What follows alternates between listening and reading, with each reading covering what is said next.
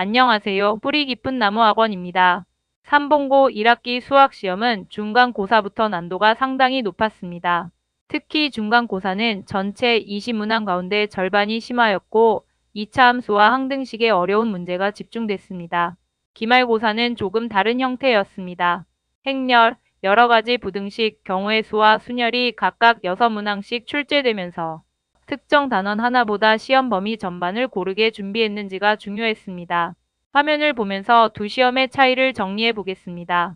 중간고사는 20문항, 기말고사는 23문항으로 출제됐습니다. 중간고사는 2차 함수와 항등식에서 심화 문제가 몰리면서 특정 구간의 부담이 굉장히 컸습니다. 반면 기말고사는 행렬과 부등식, 순열이 비슷한 비중으로 출제됐고 심화 문제도 여러 단원에 나뉘어 배치됐습니다. 그래서 중간고사는 어려운 핵심 단원을 얼마나 깊게 준비했는지가 중요했다면 기말고사는 시험 범위 전체에서 빈틈이 없는지가 더 중요했습니다. 중간고사에서 가장 눈에 띄는 단원은 2차 함수입니다. 총 7문항이 출제됐고 그중 5문항이 심화였습니다. 항등식도 3문항 모두 심화로 분류됐습니다. 2차 함수에서는 최대와 최소를 판단하거나 그래프의 위치 관계를 여러 조건과 함께 해석해야 했습니다. 특히 서술형 3번부터 5번까지가 모두 2차 함수 심화로 배치돼 있어서 이 단원에서 막히면 시험 후반 전체가 흔들릴 수 있는 구조였습니다. 항등식 역시 단순 계산보다는 식의 관계를 찾아내고 여러 단계를 이어가는 추론이 필요했습니다. 중간고사는 한두 문제만 어려운 시험이 아니라 고난도 구간 자체가 길었다는 점에서 시간 부담이 컸을 가능성이 높습니다. 기말고사는 구성 방식이 달라졌습니다.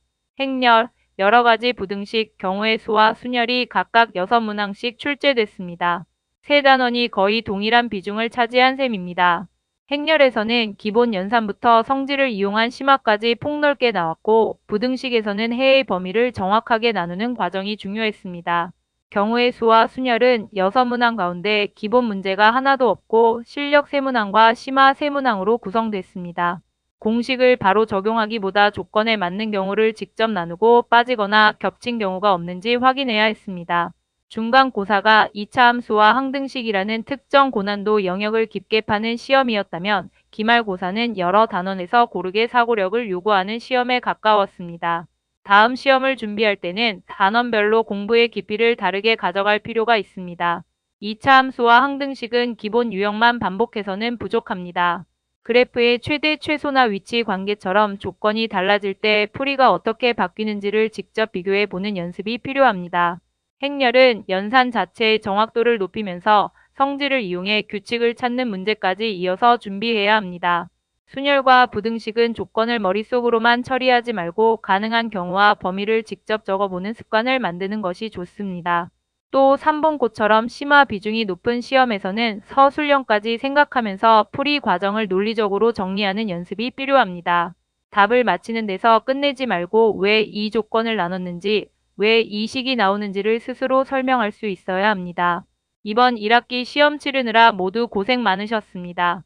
다음 시험에서는 특정 고난도 단원의 깊이와 시험 범위 전체의 균형을 함께 준비해 보시기 바랍니다. 이상 뿌리 깊은 나무 학원이었습니다. 감사합니다.